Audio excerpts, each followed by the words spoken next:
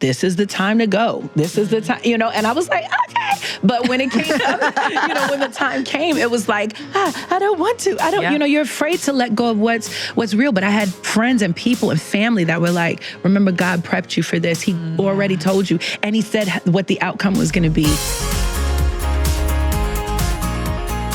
Hey everyone, come on in here. Let's talk it out because we have a special guest today and we have a topic that I think you're going to relate to. So have you ever, or maybe are you now, caught in the in-between place? Kind of sounds like a Stranger Things. It's not like that, but perhaps you've felt unsettled or you're feeling that way now. Things are changing and you aren't sure what to or how this will go. Or perhaps nothing has changed, but you feel like something may be coming. That is what we are talking about today. So if you can relate, you are in the right place. And we also have our special guest with us today, Naomi Raine. Naomi, yay, we're so glad to have you here. I'm so glad to be here. Grammy-winning artist, mom, just on the go, on the run, in ministry all your life and all the time. And I'm sure you probably understand some transitions in life that you weren't exactly comfortable with as they were happening. Yes, for sure. I mean, my life is full of transitions. Being a mom, being a person in ministry, like this, being a pastor, you live in transition over and over and over again. But, God is good. He's faithful. He is. He's very good. Well, let us get to know you a little bit first. So just tell us a little bit about your family, your kids. What's something you don't usually tell people? That's what we want to hear. Ooh, we want the secret. Ooh, okay. I have 3 kids right now. I don't even know if I can call the first one a kid. She's a grown woman at this point. She'll be 20 in a few months. That's so weird because you told me you were 25 in the green room. I mean, a girl can dream a little delusion every now and then. That's amazing. It's what gets you through the transition. Yes. No, she's 19, and my oldest son is 16, and my youngest is 12. And we love games. We love competing with one another, and honestly, mom is not on your side. When I'm playing against you, you better come with your A game. You mean I'm trying it. to get you ready for the real world, okay? And so we throw down. We love it. I think that's maybe something that nobody really knows. I have like a really strong family support. My parents help. Their dad is so we are best friends, and just moving forward, parenting them. We have a really good, strong community that works together to make this happen. We feel like it's a family ministry. It's all of us in ministry together doing what the Lord has called our family. Do you travel a lot, Naomi? I travel often. Yes. I've picked up a little more in the last maybe 3 years. So about how often, how many times a month do you go out? I'm ashamed to say it, almost probably 7 to 10 times I could be out, because I'm in and out. I can be out maybe 3 times a week. And we're in and out. And the good thing is that they're a little older now, so it's go ahead. Okay. Might as well do it while you can. It's the cart, right? And you taught them to be tough by playing games. Of course. They're ready. So they're ready. They've been doing their laundry since they were 5. We've raised them to be super independent. Yeah, you have to hello. What if something happens? You have to learn how to clean your clothes. Yeah, they know how to cook. They, they're pretty independent, and we teach them to be interdependent. So you might not be good at this, but somebody else is, and so y'all work together, problem solve. We're always on the phone texting, FaceTiming. The kids nowadays, they live on FaceTime. So when we're walking around the house, they could randomly be on FaceTime with their friend and you didn't know.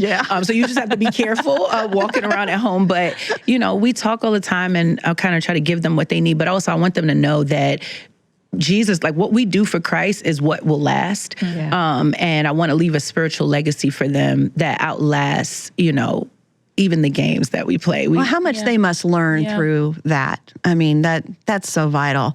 We have a conference coming up that you're going to be traveling for. Yes. And so we're so excited that she's going to be joining us in Hershey, Pennsylvania for Joyce's Enjoying Everyday Life conference. And that is coming up very soon. So everybody can come. It's in Hershey, Pennsylvania. I want to say the dates right. April 10th and 11th. And 11th. Exactly. I know, because my birthday's the 9th. And I'm like, this is my birthday trip. I'm so excited.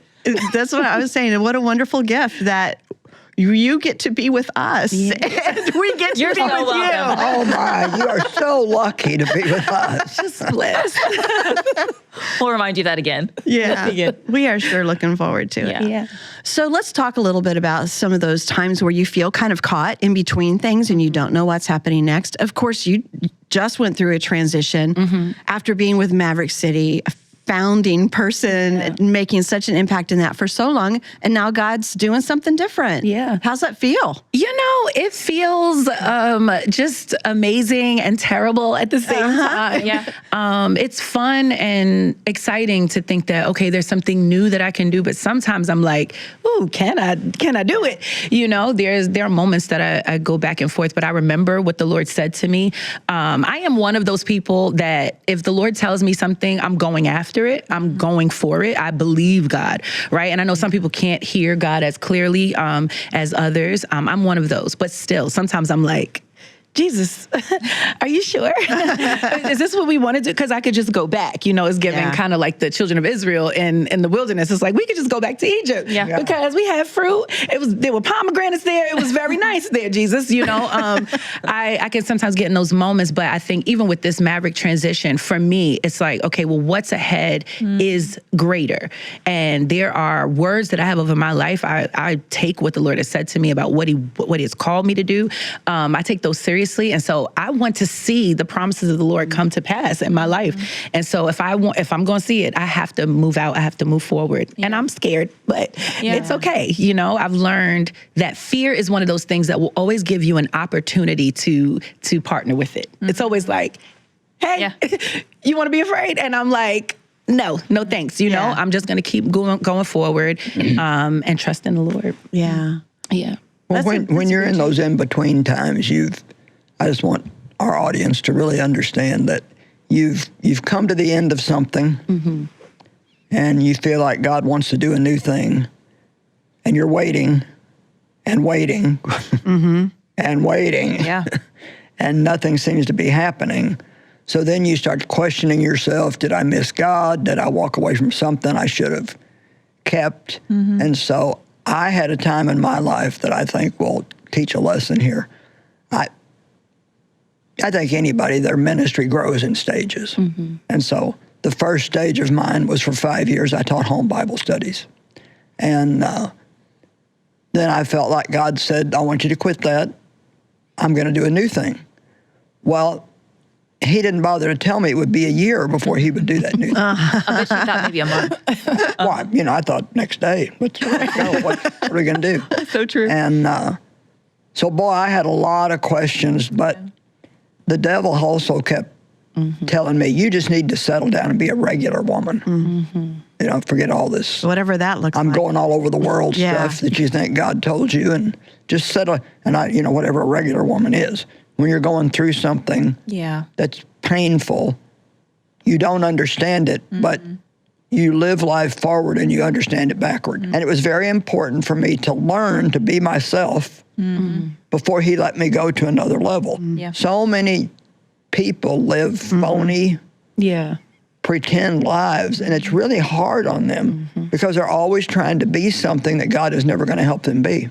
Like we just want to fill that space because I don't know what to do with this thing he's called me to because I'm not seeing it and it's scary or painful or whatever. So I better just fill it up because that just feels safer than just like free falling when you don't know what he's going to do. Yeah, that's true. So did you feel like that? Did you feel like in the transitions in your life, it's been like a free fall or you have enough? I mean, so I don't want to be dishonest. I never really felt the free fall. I just always was impatient to get to the next thing. Oh, that's good. I think there was always something auxiliary that I could do that was still kind of semi-aligned. Yeah. So I remember at one point I was a music teacher. And so I was teaching kids how to sing and I felt like I was still using my gifts. So I didn't feel like I was in a full free fall because there was still something I was getting from it, but it wasn't aligned. And I think that was a part of the frustrating part because it was like, why am I still not happy? Why am I still not fulfilled? Because this thing is not moving forward. And when is God going to do the thing? I didn't feel totally like, but it was like, man, this is not it. And I know that there's more. And then there started to be opportunities that came and things that came in. And I think sometimes the danger of living that regular woman life is that you can get comfortable there and go, well, maybe this is right. And then when the thing comes that you actually wanted, you feel ill prepared to do that because you haven't been honing that thing or working through that. And so it's like, ooh, am I able to even do that at this point? Well, it's definitely a real test of your faith, because in times like that, the devil's pounding in your mind that you're just crazy. You know, you made all that up. Who do you think you are? You have to make a decision whether you're going to believe God or believe your feelings. Yeah. And so God does allow us to go through difficult times to purify our faith. Yeah. Because we never really find out how much faith we have until it's tested. Yeah. You can think you're the greatest person of faith in the world. Yeah. And then when you have to go through something like that. What you both just said is so important, because I remember a time not terribly long ago that I felt like I didn't have a right to ask for more. It's almost like I have been so blessed. I have got to do amazing things, been used by God, been blessed in many different areas of my life, been all over the world sharing Christ. And I was in an in-between time stage, more in my mind than anywhere else, where I felt like maybe God's done with me. You know, maybe there's nothing more. Ooh, I just went through that too. Really? And see, to hear both of you say that, to realize it, if I would have allowed myself to get too comfortable in that and to think that's okay, I'm just going to chillax. But what's the difference? I'm sorry. What's the difference between that and like contentment? Because I think that's what we're fighting too. It's the good girl thing. Like, I have to be a good Christian. I have to be content where I am and not like reach for more, because then that. And some of the contentment, some of that fight is like striving. Because if I can't be settled with where he has me for right now, because I'm not anywhere else, if I'm fighting for it, it's me striving in my own strength. So that's not it either. Right. Yeah, because Paul prayed, help me to be content, you know, wherever I am. And that's not wrong. He said, I'm content with this or that. Right. So we know that God doesn't want us to be in constant turmoil inside of our spirit. He wants us to be content with what he has for us, but he also wants us to reach for what he has for us, to prepare for what it might be.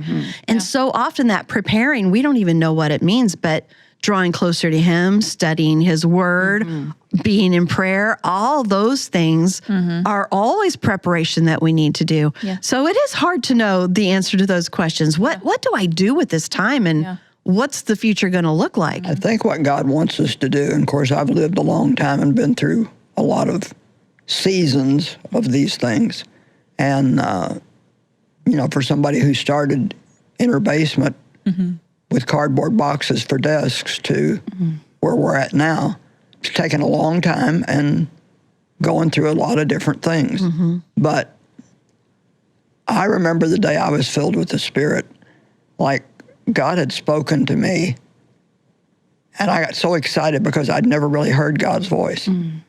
And I knew he was going to do something, but when your faith is really, and I think I had a gift of faith that day, I didn't care what he did or when he do it.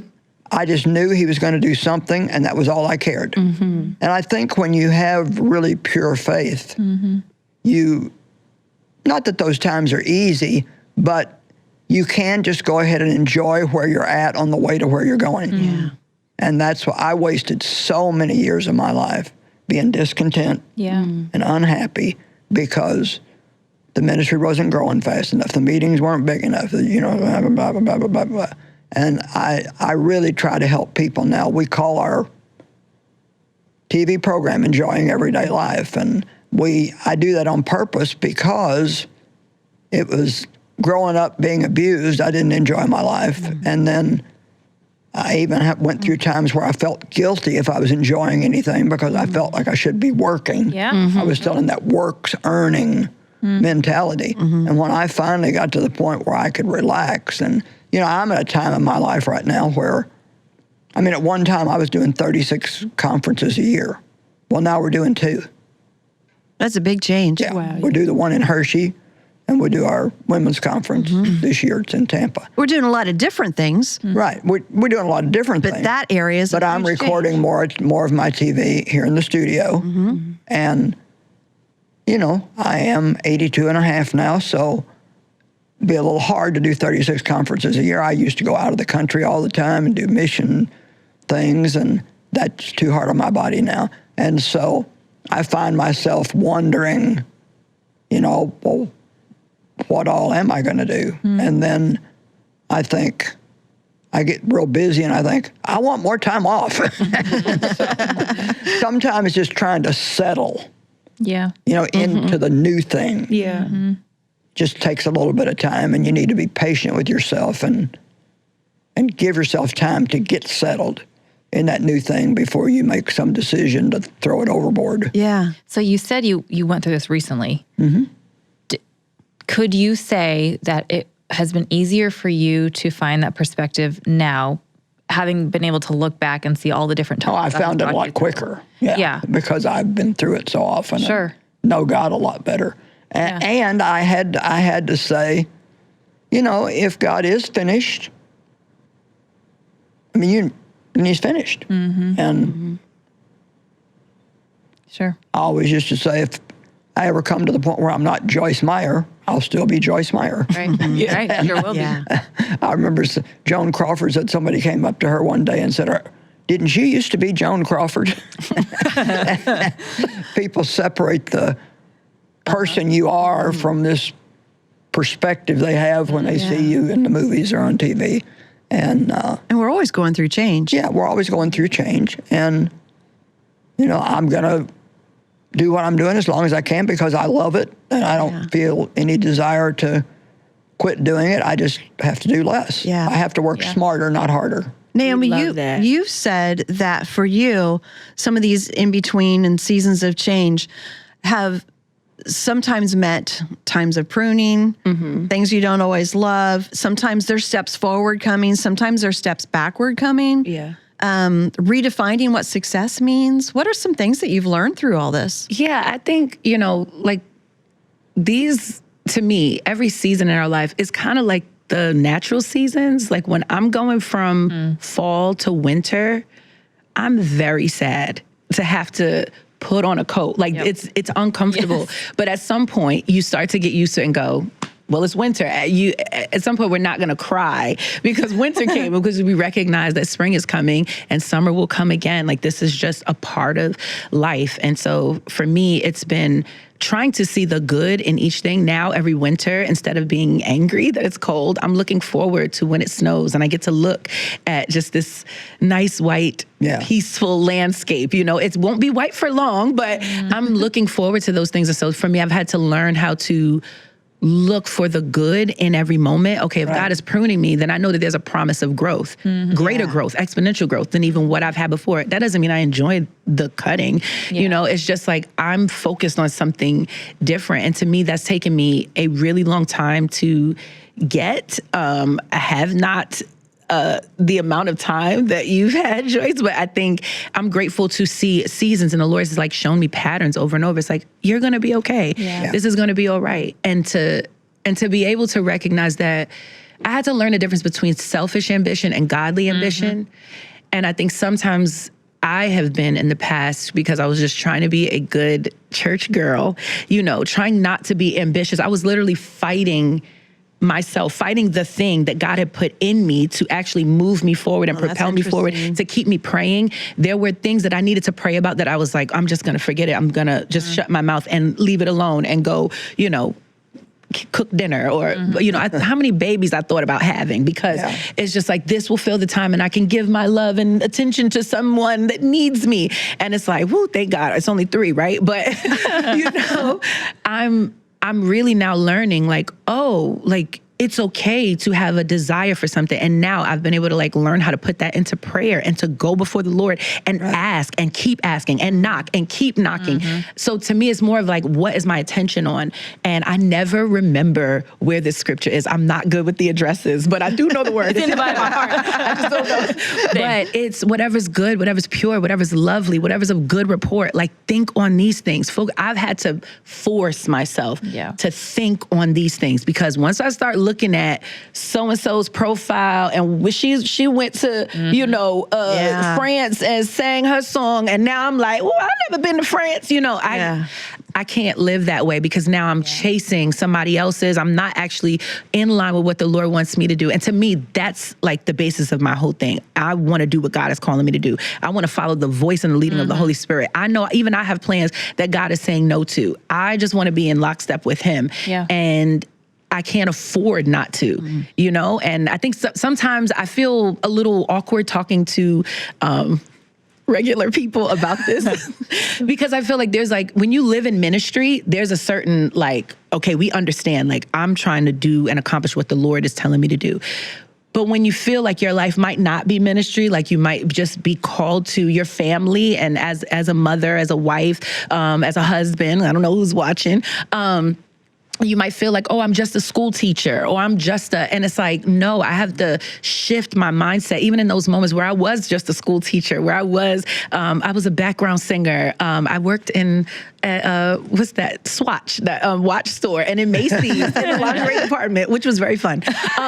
But in those moments, it was like, okay, well, who am I going to meet that I could share Jesus with? I had to, this is the only way I'm going to make it through this thing. And I feel like that's the enjoying your everyday life. How do I find Holy Spirit in every moment? Right. Yeah. And that to me is how I combat the voice of the enemy. And yes, I wish that we could fight him in real life and, like physically, because I feel like we could beat him. It's more of us than him. But I think, you start to realize, oh no, this really is a battle that I have to win every single day. And if I'm focused, if my mindset is on that, I'm not ignoring that, but I'm recognizing like, oh no, I have an option here on what I dwell on what I think on, and what's fueling me forward. Oh, that's so good. I have a statement that I have heard, and I just think it's so good. It's, God, help me to know your character enough to trust you when times aren't good. So help me to know who God is when I feel caught in the in-between and I don't know what the next step. Right. But I do know the God who is arranging that next step. So all of those things are hard lessons. Henry Cloud said, anybody who thinks that everything will always be the way that it is a fool. We constantly go through change in our life. I mean, there may be a few years where you do the same thing, but we change, people around us change, and most people don't like times of change, but we might as well learn to like them because they're pretty much never ending. One thing I was thinking of about the pruning season is it's the statement that you make, it's your who, not your do. Because I have found that any season that I go through where it is that pruning and God's pulled me back, or it's some sort of change that is uncomfortable, he always brings me back to, who have I created you to be? It's not what I'm having you do. Right. It's who am I in you and who are you in me? And every time it's that lesson that's almost like a refocus, like eyes back on me, Erin. Who are you in me? And then whatever comes next, my head is in the right place, like you're saying. Like my mind truly is, I just want what you want. And if he hadn't pruned me and refocused me, then I don't think I could do whatever that next thing is. Right. But you don't know that in the middle. Right. But never know it. Never know it. But I'm trying to leave myself little notes and reminders, like even around the house, like, hello, like, girl, remember. And that's why I think it's important to have good people around you that can be like, who not do, girl? Like you need people in your life that will go, oh, do you remember what God said last year you got, because I live on prophetic words. I know everybody's not like that. And I test them. Hello, I'm not just receiving everything. But I'm remembering the words that I got a year ago, and the Lord will literally tell me, this is going to be a tough year. You're gonna, I got a word even about transitioning out of Maverick. This is the time to go. This is the time, and I was like, okay. But when it came up, when the time came, it was like, I don't want to. I don't, you're afraid to let go of what's real. But I had friends and people and family that were like, remember, God prepped you for this. He already told you. And he said what the outcome was going to be. Yeah. And so to me, it's like, I'm grateful that I have, that's my New York coming out. Yeah, I heard that. I'm grateful that I have people around me that will even help remind me. I have Post-it notes and little stickies and letters and notes and things that I can go back to and be like, okay, remember, because you literally need, that's like the cheat code to help you get through these seasons. Because if not, if you're by yourself, you'd be like Elijah in the wilderness talking about, take me out, Lord. It's those handfuls you talk about that he leaves you, handfuls? What? From Ruth? Yeah, when God left her handfuls in the field. Boaz, handfuls on purpose. Yeah, that he leaves us. He's not just like, here, good luck, prune yourself away and I hope you make it. But he's leaving us enough to remind us, no, I'm still here. Keep coming. You're doing great. Keep going. Every time I felt like I just was going to give up, I couldn't take it anymore. God would do some little something. Yeah. Just to keep me, okay. Yeah. I hear you. All right. But we really need to beware of getting our worth and value out of what we do. Yeah. And we all know it, that we shouldn't do it, but I wonder sometimes if we don't all still fall back into that sometimes, because otherwise, why do I care what God has me doing? As long as I'm in his will, if it's in front of people, if it's not in front of people, right? Yeah. If God sees it, if no one else does. Yeah. Let's help one of our social media friends here because they have a question that I think many people can connect to. It says, life doesn't resemble anything I asked for in prayer. And to be real with you, I can't see how all of this is going to work out for my good, but I choose to trust you, God. What advice do you have for her? First of all, she's on the right track. Yeah, that last sentence is what it's all about. She's got the right attitude, and really, that's where we all go. We don't know how this is going to work out. You pray, and the opposite thing seems to happen. God does answer every prayer, but sometimes he says no. Yeah. And so sometimes it takes a little while for him to get us right on the right path that he has for us. But the trust in God is the important thing. Yeah. You know the story of David, and David's young when God has Samuel call him to be the next king. But Saul is still king. And for a long time, Saul is still king after David's been called to be the next king. And it did not look good for David. No, like he's hunted down and it's just, it doesn't look like what God has put in his heart for him. He was being matured. Yes, but he didn't know that at the time. And so I imagine, like, if I'm David, you told me this was going to happen, so this has been years. What are you doing? But had he not gone through all of those different seasons of his life, he would have never been able to be the king that God called him to be. Right. So I think we get so stuck in that in-between part that we forget the hindsight of what he did say, and it just may not look like it for a bit. We just have to trust. Yeah. He was about 15 when he was anointed, and he was 30 when he wore the crown. That's a long time. That's a long time. I'm working on a message right now that I'm going to preach somewhere called The Cross Before the Crown. They tried to take Jesus and make him a king, and he just walked away from them. Yeah. Because he knew that he had to go to the cross before he could wear the crown. Yeah. And everybody does. We all have to be prepared. We have to pay our dues, or however you want to put it. You're not going to be honest, the overnight successes, they usually end up falling about as fast as they went up. And I've seen it over and over and over again. Yeah. We need times of preparation, and God just gave me a saying, or however you want to put it, that when you're in pain, if you handle it right, it will be turned into power. Yeah. Hard in the moment. Yeah. It's like harness. I think, I'm thinking about Abraham's father, Terah, who was given a word to go exactly where Abraham ended up going, and he didn't. And sometimes, I think sometimes the Lord can put something in your heart and you're praying for something, but it's not for you and your generation, but it might. Well, he went so far, and then Bible says he settled there. He settled. And a lot of people do that. Yeah. They settle. God's not going to make you be in ministry or own your own business or whatever your dream might be. There's part of it that's up to you. If not everybody's willing to pay the price. Yeah. Right.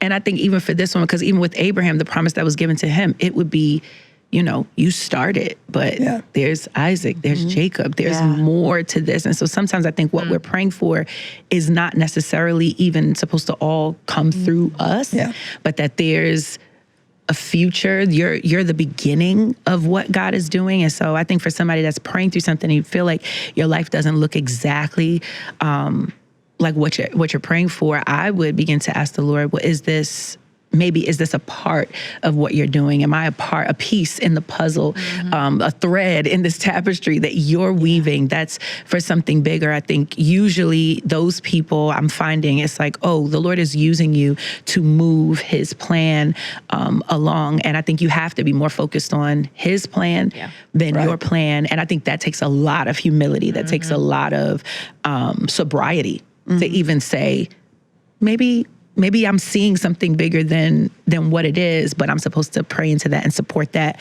rather than fully see all of it. And so those are hard, but it happens. That's when you look back and you realize those places that you felt caught in are now the places that God is using because of what you learned, whether it was what you learned how to do or who you learned you needed to be or what you learned about who God is. All those things come together at a point where, I remember in this job and being over all the different aspects of the media areas and thinking there were different times in each one of these areas that I was working thinking, why am I doing this? And then you look back and you say, that's why. God was pulling all those pieces together in the tapestry.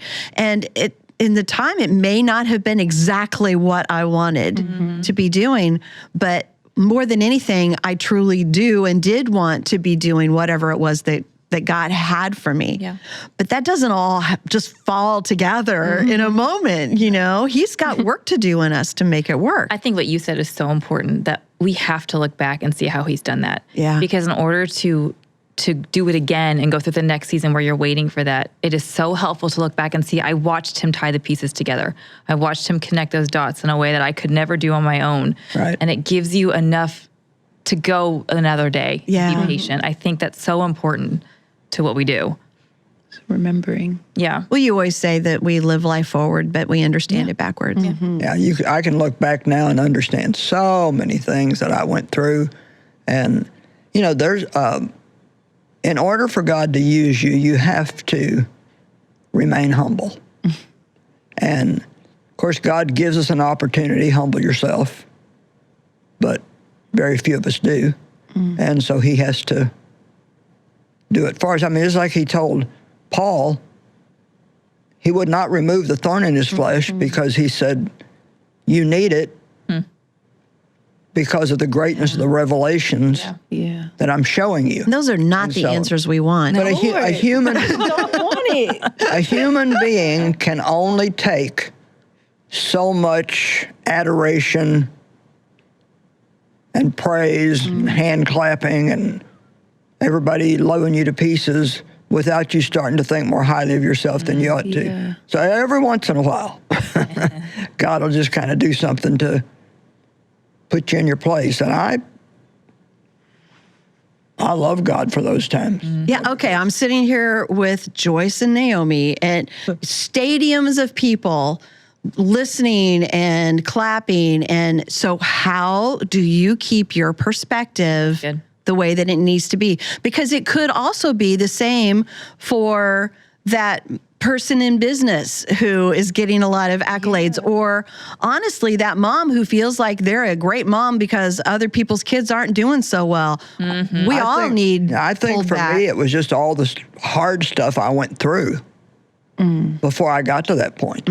and then and actually God spoke to me one night. I was sitting on the edge of my bed. He said, "No, I'm getting ready to really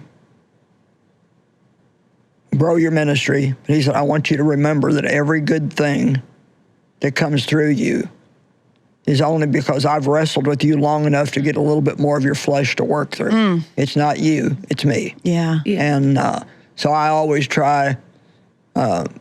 Corrie ten Boom said, "Every compliment she gets is like a rose, and she puts them all in a bouquet, and at the end of the day, she gives the bouquet to Jesus." That's beautiful. And we just always have to keep remembering, it's not me, it's not me.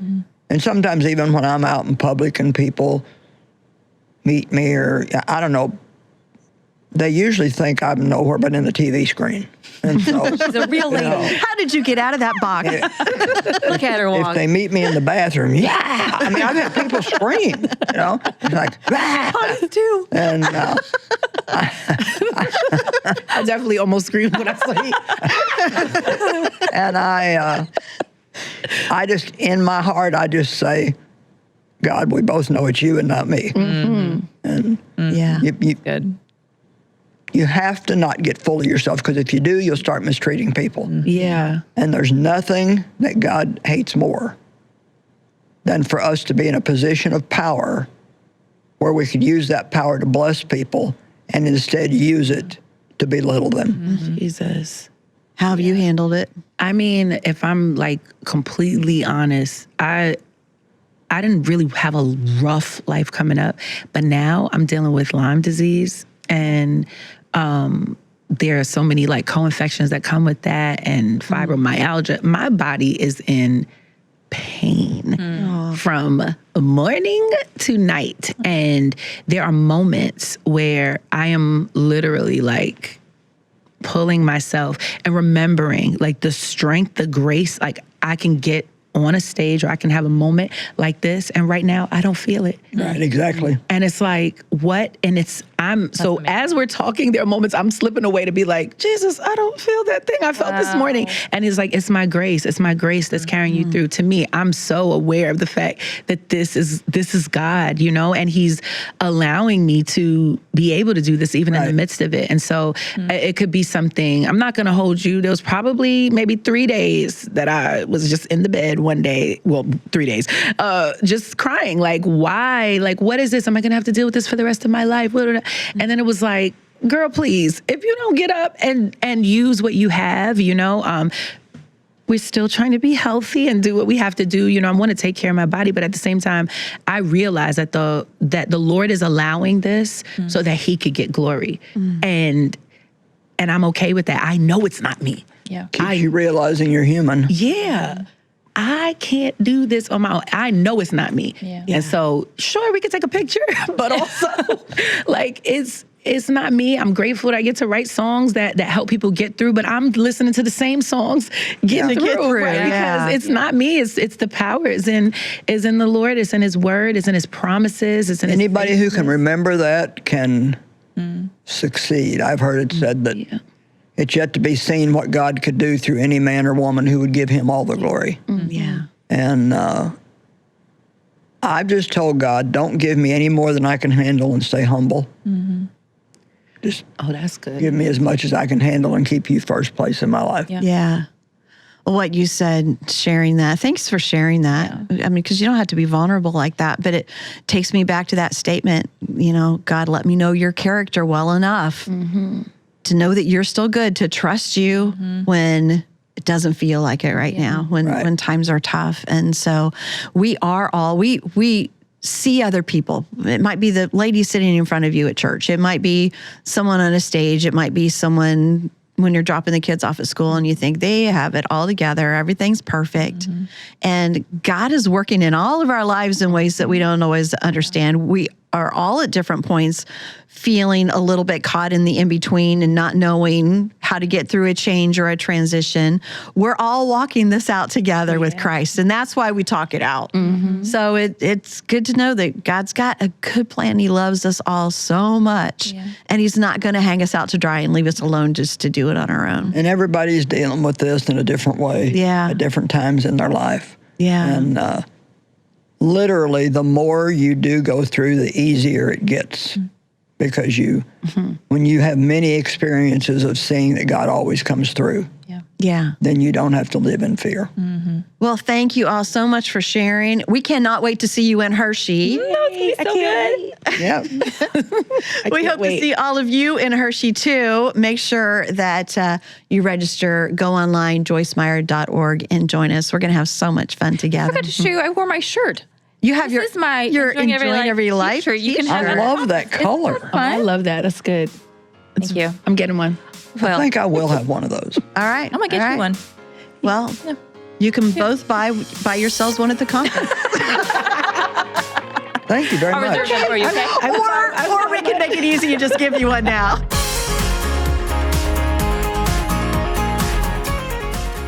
Well, the Enjoying Everyday Life Conference is coming to Hershey, Pennsylvania. That's one of our favorite places to go to, Naomi. We're excited to have Naomi Raine join us. I can't wait to be with you. I can't wait. I am so excited. We're going to worship together. We're going to confront stress and anxiety head on. Come hear from Naomi, from me, Dr. Henry Cloud, and Nona Jones. And we really hope to see you in Hershey April 10th and 11th. Can't wait.